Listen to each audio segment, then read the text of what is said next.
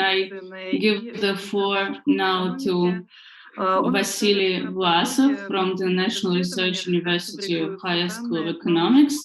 Forgeries in medical research, how data is fabricated in scientific articles. Thank you, Anna. Thank you, colleagues. I will try to be brief. For my presentation, I chose the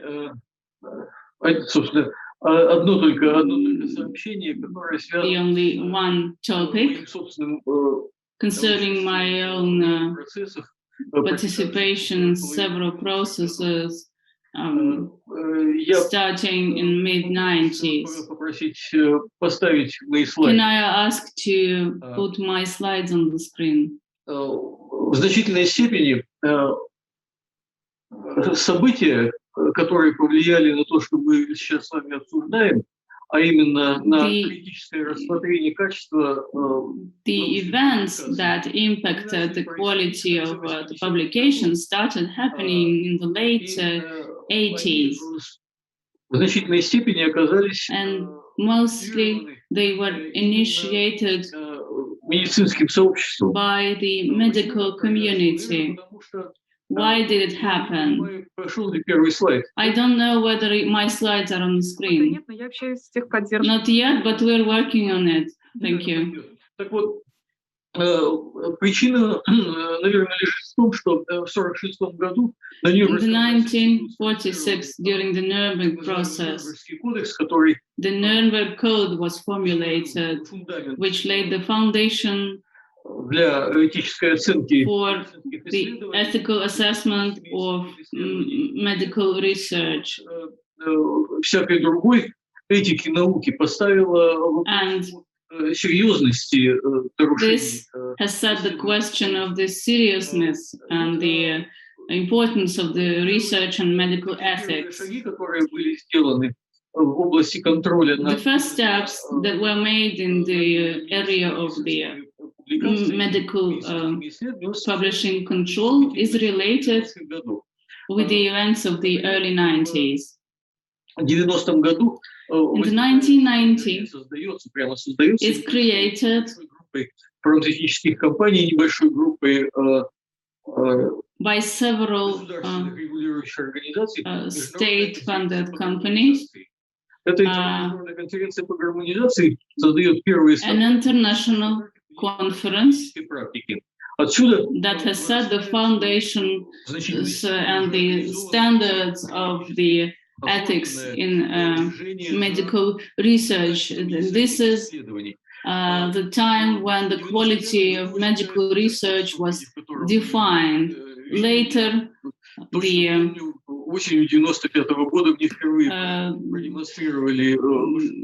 conference was created as we know now.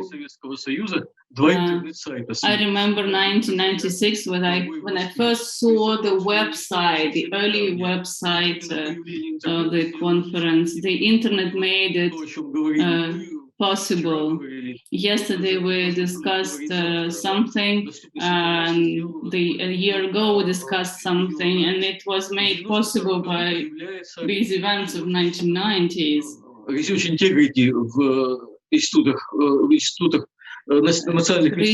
integrity officers appear in 1990s in USA. These were the first research integrity officers, and they still do exist.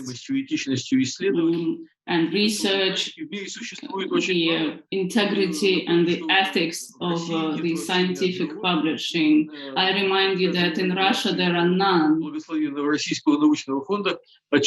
And even the grants from the research institute are accounted for in the way that is not acceptable sometimes. These events of the 1990s led to the creation of the new institutions. In 1988-1990, the US Congress starts the process of accounting for forced publication. The new ways of accounting for grants and publishing are defined and set.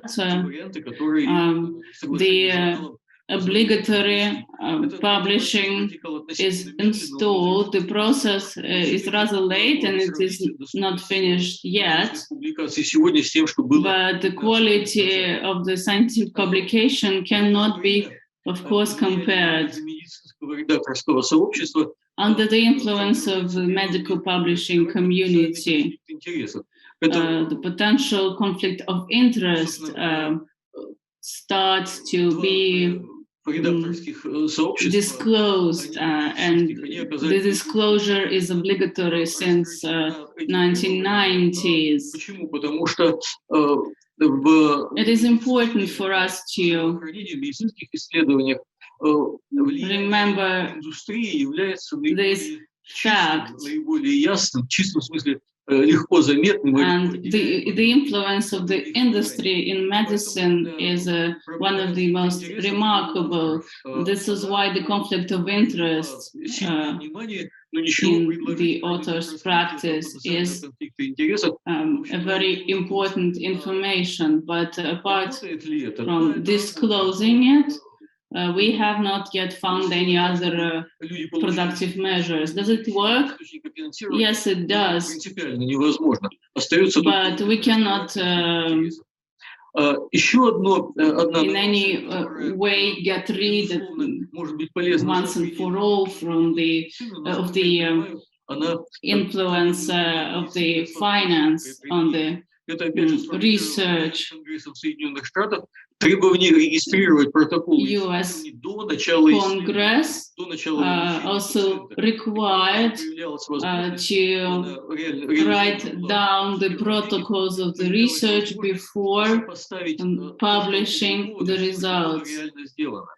This is made to be able to compare the protocols with the publication. This is extremely important. Everywhere in the world, and especially in the areas where the research is made for industrial use, a lot of times information does not fit the hypothesis, is not published. And of course, this is an ongoing challenge.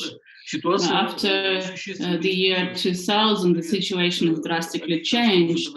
Thanks to the changes in the American legislation, the big pharma companies are obliged to be responsible, well, in a certain way, for not publishing the results of the research. It works in a part of the world, but I think all of you do remember the events of the 2020 when the Russian vaccine Sputnik was tested after the publication of the results and after it's been registered in the US base. Vasily Viktorovich, прощения, покомандовать, когда крутить слайды. Please tell us when change the slides. I'm not sure we're on the same page with you. Я вижу, что слайдов нет. I can see that there are no slides. There are slides. They are on the screen. Yes. Пока я иду по третьему слайду, спасибо. I'm on the third slide. Thank you. I cannot see the slides. I can see you, and I'm very pleased with that. Please put on the fourth slide, and it shows a wonderful result of the work. Cochrane company. For the first time, they provided systemic reviews presenting the whole system and the synthesis of the challenges that the industry faced. These systemic reviews contain the results of the work that a group of researchers made researching the efficiency of anazaprin. Более 150 публикаций, выходящих из одного исследования. These researchers found more than 150 publications made on one research. Те исследования, которые не подходят спонсорам. Not just some research were hidden, but others that were supportive of the wished results were published multiple times. You can see the chart, which shows the growing number of people participating in the publication of the same research results in different countries, in different journals. Thus, the community could read about the wonderful results of a medicine. Internet and the possibility to have a general perspective provided us with the opportunity to have tools to detect breach of ethics. Была сформулирована идея о том, что the idea that a researcher should provide primary data was formulated then. Идея, она имеет не всеобщее применение. Not everyone supports it, Экспериментальные данные, but experimental data, собственно, in the cases where there is a material to be analyzed, is very often provided, and there are such requirements. 20 years ago, I was part of a research, and we had to publish a protocol. А завтра будем требовать размещать во всеобщем доступе результаты исследований. Причем результаты в виде полных данных. Had to publish protocols, and we were afraid to publish the whole results openly, and we suspected that we will have to publish our methods of research. And now we know that this is completely correct, and all the readers can see the results of the research, the methods, the databases, etc. Светлый идеал, он до сих пор не реализован, но перспектива, она принципиально существует. This is just something to aim for. Испытания уже в добровольном порядке. It is non-existent now, but the full source data, at least for some pieces of research, has already been published. So this idea does work. It enables one to validate the published articles and the results of research. The next slide, please, number 6.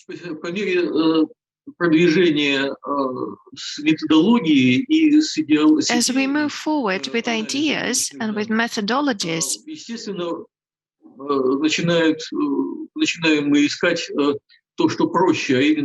we start looking for the thing that is technically the easiest to find. This is why we focus on plagiarism. Andrei Rostovtsev and his colleagues create discernment, and we were in horror from what we found in the social sciences. But just after a few years of the discernet's work, we found out that actually in medical sciences and in the veterinary sciences, the situation is even worse. And gradually, we start to see that plagiarism is a bad thing, of course, but what is even worse is falsification behind it. We have already seen some of the cases of falsification, and the worst and the most notorious cases were taken from medical dissertations. There is a boundary form also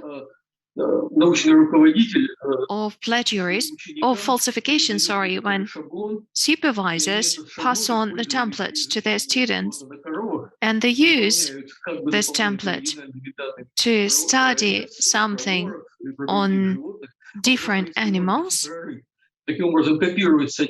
So basically, they copy the text, but they replace the data. And unfortunately, we can't double check this data. They could just come up with this data randomly. So falsification is an abyss that we don't know how to investigate yet. It is something that is used extremely broadly and that has blurred boundaries. Sorry for talking so much about medical sciences. The thing is that in medicine, we do understand why falsification is so widespread.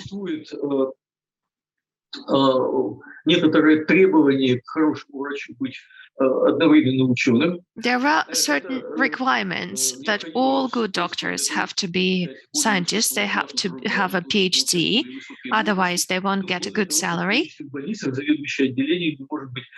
In good hospitals, for example, even heads of departments have to have PhD. At the same time, their research is not funded. There are no Russian foundations that fund research in medicine. It is considered as something applied, as applied sciences. The Ministry of Health does not do it either. So basically, research is just a hobby for these doctors. And they use it for career promotion. At the same time, since there is no normal, non-binding funding, there is a whole area of corruption there. The funding of this research is done by huge pharmaceutical companies that pay the doctors basically to write texts and to academically support their sales, to promote them. We saw these cases in our committee on falsification when pharma companies or veterinary companies provided dissertations that contained a lot of plagiarism as the proof of efficiency of their products.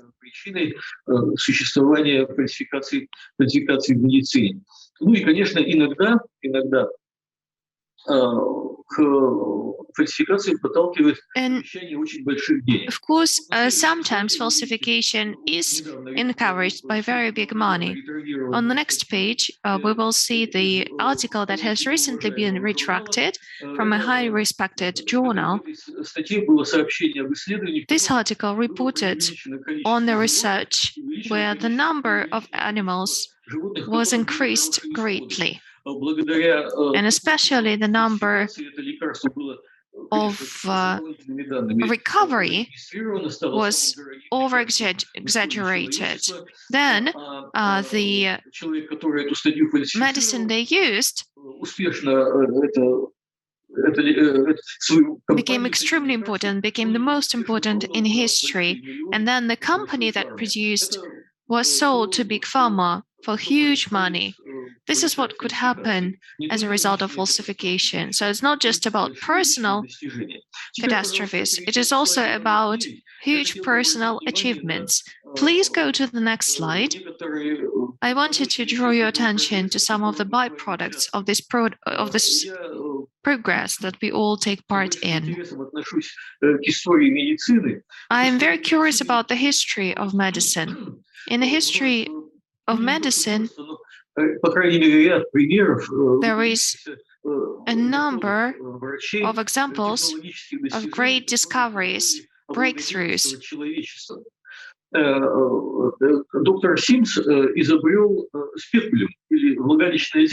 Dr. Marion Sims, for example, invented a vaginal mirror that 200 years ago helped him to treat terrible conditions like cysts that emerge between the rectum and the vagina. This is a terrible condition. Normally they are found postpartum. Until now, dozens of millions of women suffer from this terrible condition. Dr. Marian Sims, 200 years ago, invented this mirror and successfully performed the surgery on some of his slaves. He was honored with monuments, memorial plaques. He was considered to be the first gynecologist ever, the founder of gynecology. And these mirrors are called Sims still in English. And it really changed gynecology and gynecological practice.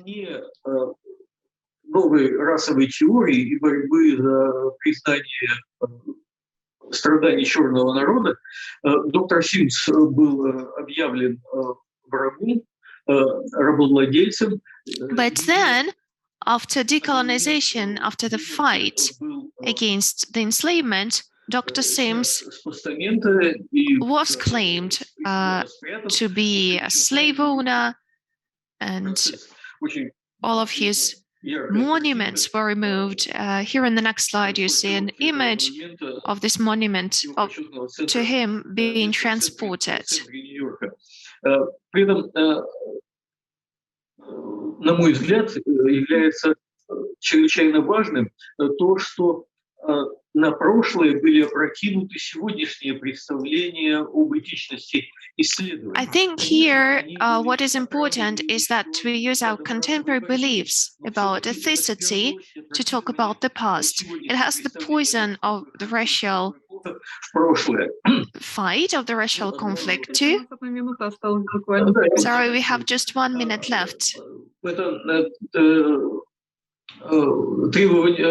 Обвинение в том, что он занимался этой практикой разработкой этого метода. He was claimed to invent this method, using it on the black women with no anesthesia. But anesthesia was not invented back then. All surgeries were performed without anesthesia. Just recently, an article was retracted because the article explained masturbation using Japanese images shota. Those who retracted the article indicated that such academic texts can normalize pedophilia.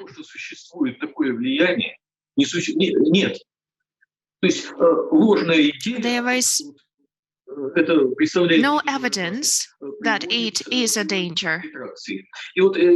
So it causes retraction of article. I want to draw a very important conclusion from these two cases. We now develop ethical norms and the control on the quality of academic research, but this process is painful. Sometimes it may be distorted by the contemporary practices and by fools.